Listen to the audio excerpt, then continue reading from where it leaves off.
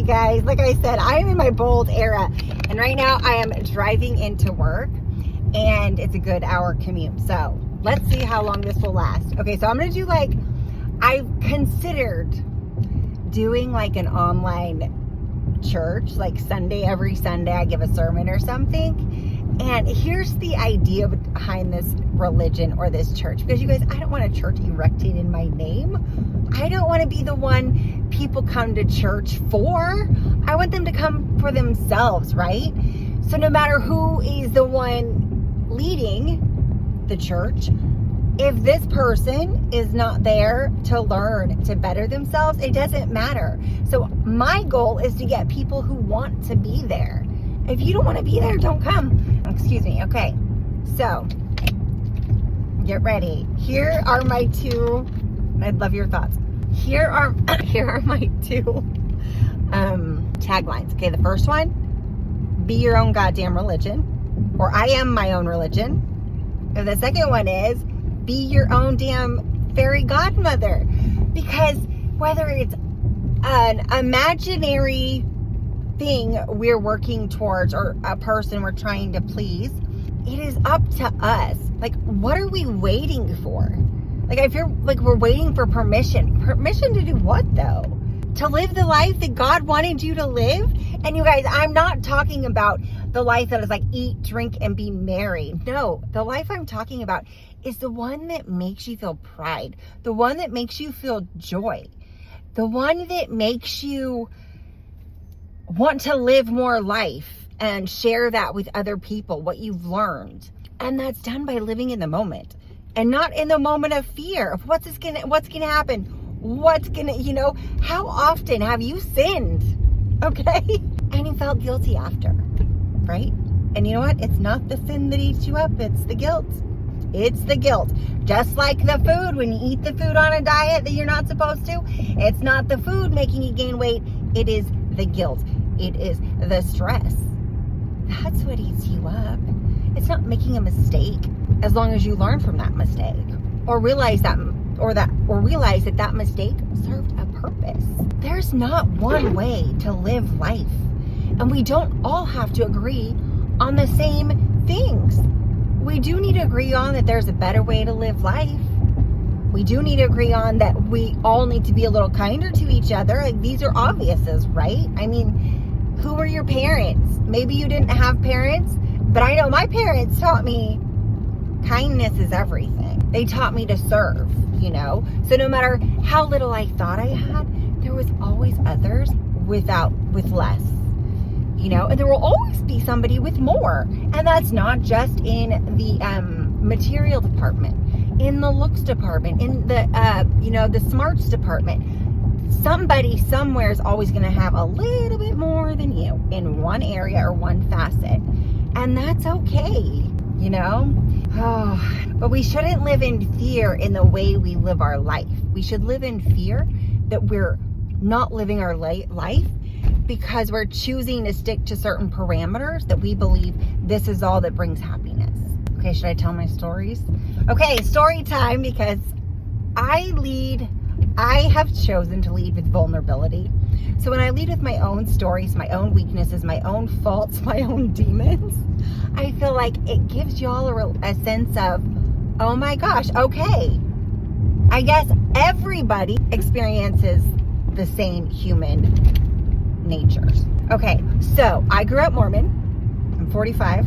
I didn't touch THC or any form of drug. THC, I've also had mushrooms and alcohol. Okay, so I was a virgin body, y'all, until 40, minus speed, not speed, but ADHD meds and hydroxy cut, ones that would improve my figure. Okay, so I was all about that, get them done. Okay, that's separate though. Now, I had nothing against those who smoked marijuana, or my ex-husband had me very familiar with what it was like to live with somebody who went from being Mormon to all of a sudden doing all the drugs. And so I understood. I saw what happens. I also saw the good that marijuana did for him anyways. Because again, when you have ADHD, if something can bring you down to normal, you actually can slow down long enough to observe and think slowly versus observe and process 500 million things in that split second, okay? Because we're processing so much. You know what? TikTok was built for ADHD brains, or maybe ADHD was created because of TikTok. But having to process everything 30 seconds, how much are y'all actually keeping in your brain? Okay, so an ADHD brain is sending out that processing. We're not consuming that process. We're noticing it and then intaking it. I don't know where I was going with that. I have ADHD. My name's Birdie. See, this would be nice. When I'm actually giving my sermons, I'll have people in the back, cue cards, time, all of that. So this will all get a lot better. But on my commutes, y'all, this is what you get. Okay. Stream of consciousness with Birdie. Maybe that's what we'll call it. Thoughts with Birdie is I organize this, I take this and organize it later into an actual, like, a written talk. Okay, so I grew up Mormon. Back to the drugs. That's right. That's where we were at. I always circle back, y'all. Now, what THC has done for me, and I've done the edibles. I'm not able to smoke. I've tried. Oh, and I have done DMT. I have done a little bit of DMT. Barely felt the effects, and that's another story for another day. But I was supposed to be on the freeway there. Just I'll stay on the feeder for a minute. Okay. So back to the drugs. So THC and alcohol. Now, when you know your body so incredibly well, okay, I went 40 years, y'all, without putting anything in my body that would change or alter my state. Okay, so when you know yourself so incredibly well at homeostasis, like I knew myself, right? I knew what my body felt like naturally just in this state because that's how it always was. I wasn't more used to this state now that I forgot what this state was. So I was able to take the drugs with, again, I do everything with purpose, y'all. If I'm doing a drug, it's because I'm trying to get an experience out of it, or I need it for a moment to let me open up my mind. For recreation, then it's even still a purpose. I don't do it to shut down my feelings. I have done that before, and I have my own thoughts on that, on how meds shut us down, and then it doesn't make our anxiety worse. What happens is we forget we have it. And so when we all of a sudden forget to take our anxiety meds, or for me, my THC gummies, we don't know how to handle it anymore. And again, I only know this because I had 40 years of having to deal with my own anxiety. I had 40 years of dealing with my own ADHD brain, right?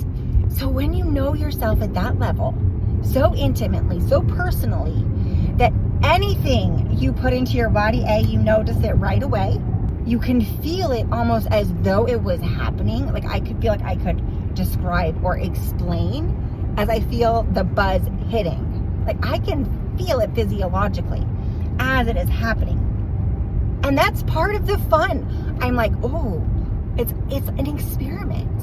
And I'm not saying you should go experiment drugs. Do not go experiment with drugs unless you have a reason to, or a purpose, or a meaning behind it, and somebody who knows their drugs, their THCs. Otherwise, you might overdo it. So, with that being said, though, so these edibles that I would take, they help. I would say, before I started taking edibles, I am not nearly as brave as I am today. Like, I feel like they made me more ballsy, is what I would say. I hate confrontation. I mean, I'll stir the pot sometimes, but if it's actually directed at me, no, thank you. But this helped me, instead of turning to a pity party, it made me turn into, okay, well, let me look at it through this lens. And it allowed me to step outside of my body almost, or outside myself. And I could look down and be like, okay, what's right? What's wrong? What don't I like? What do I like? And I could then speak from a place from there, if you will. So it allowed me to not judge myself as much. It allowed me not to care so much about what that person might think if I say this thing that I truly mean, that I truly feel, okay? Like I'm going to be accepting of their reaction. And when it's said in a more open and honest manner, you're more likely to get an open and honest answer. There's just less judgment, not less inhibition. Y'all, I'm inhibitionless as it is. So none of this made me more unhibitionist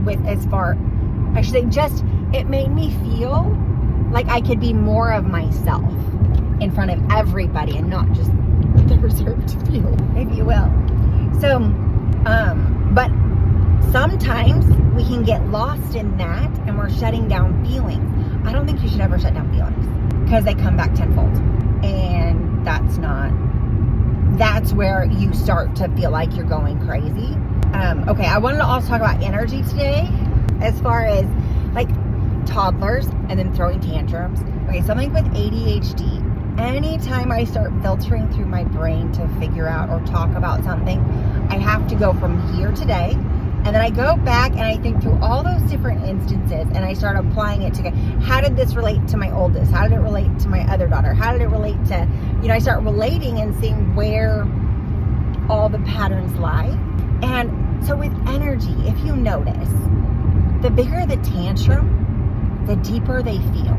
The bigger the tantrum, the deeper they feel.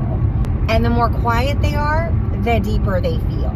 And what happens is, because those emotions, we as parents, if we're not regulated, we can't help our kids become regulated. I was never a tantrum thrower. I was always the one that would go in my room and cry, figure it out, and then I was over it. Whatever. I cried it out. I have become very self-sufficient in my own emotions, partly out of necessity. I had to, because when you don't have a counterpartner who truly knows how, a woman's emotions work, especially mine, then it can seem more of like a burden to unbear yourself on them. So you just learn how to shore up yourself. And that can be like with my parents, I knew they had 5 other kids, right? So, I'm going to take care of myself then, or I'll take care of my emotional needs first, right? I was probably the most emotional out of my parents' kids. But what we feel it in our bodies, like the emotions in an ADHD kid or somebody who feels deep, it's like our bodies are in this constant contracted state almost. Like I would like to say my abs are constantly in this state of like this, but they're not really. It's just solid, but I feel it. And so until we can relax and release, we're in that mode. And that's just energy and it's drive, and you have to know where to put it. So I can see very easily how somebody would want to eat their feelings away, like feeling this little anxiety in my stomach. I have it every day, y'all. There's nothing. It's just ADHD. It's just there all the time. But I know now that I feel it, because when you feel it all the time, until it goes away and comes back, then you're like, oh, okay. And then you can put a name to it. That must be this feeling. I didn't know I'd had it. I didn't know what this was until I took a gummy. It eased it. It allowed me to open up and not be so anxious. And then when you don't take it, because you don't want to feel like you have to take it. I dealt with it for 40 years, right? I dealt with it. I learned to deal with it, as we all do. We learn and adapt. But I do think meds just help bring it down. And then you just have to remember that when you don't take it, whatever form, then you're gonna have to deal with it. And if you're doing a negative form of medication, like alcohol, which gave me a different kind of, I will go into depth about this one day. Right now, this is just, again, I will be putting this up as my commuting with Birdie. As I get my thoughts out, it'll be all over the place. I am not for you if you like linear. I am for you if you like a little bit of everything all wrapped up in one. That's me. I will never be just one thing. I will be it all. And I will be all over the place, and I will admit that. All right. So Sundays will be reserved to those who just want the very polished version of me. There you go. Okay. I need to get on to 610 West. What else was I gonna say? There was something else, y'all, before I cut this. Glad. I'm so happy that energy. Okay, so in a toddler, back to the toddler, y'all. I'm so sorry. I'm a space cadet, but I'm not. I'm just ADHD. So it's all there. It's all there. It's not like it literally leaves. It always comes back. Okay, so back to like a toddler. So my oldest, I'm going to give this example. My oldest, he had a thing with ears, and he would get really angry, and he had these really long nails. So when he was mad, you know what he would do? He would grab your ears, and he would, like, they would hurt, right? He would grab them, pinch them, and pull. Well, he quickly learned that hurt. Okay. His body would shake, his hands would reach out for our ears, and he realized that he's hurting us. Which he was so smart, you guys. Not only is he very perceptive, he's very wise. He's he has always had more depth in his ears than any of my other children. And he learned really quickly that he didn't know how to get that anger out yet, but he knew if he squeezed the ears, that hurts mom, that hurts dad. And so what happened? He would still do it. He would reach his little fingers up to our ears, and he would shake his body like crazy. But his fingers were just barely touching our ears. It was insane to watch. Like, you would sit, I was holding him, and you would sit and you'd see his whole body turn red. I mean, he had the ears, the bloody, red shot ears, fire coming out. Like, you guys, he felt everything. And so in his body, that's how he would release it. So I think that's why if you have a very deep feeling child, get them in something active. They need something to get that energy out. Otherwise, it becomes trapped, and that can turn into, a negative outlet. Okay, that's 20 minutes. I think I'm going to go. But basically, I think I'm going to start a Sunday service of some sort. I am by way, no shape and form qualified to do this at all. I'm not, except for my lived experience, my vast amount of lived knowledge and intellectual knowledge that I've had to apply in real life. And a lot of it, sometimes my perspective changes once I experience something, and I'm like, oh, well, they were wrong about that. And if they were wrong about this, what else could they be wrong about that I thought they were right about? I always question everything in life. And so many of my perspectives have changed. And I don't want to throw my perspective on y'all. My goal is for y'all to come up with your own perspective. So I share my experience. I share my philosophy. And then I give you other stories of perhaps different ways people have gotten them, or different ways people have felt. All right, thanks for listening.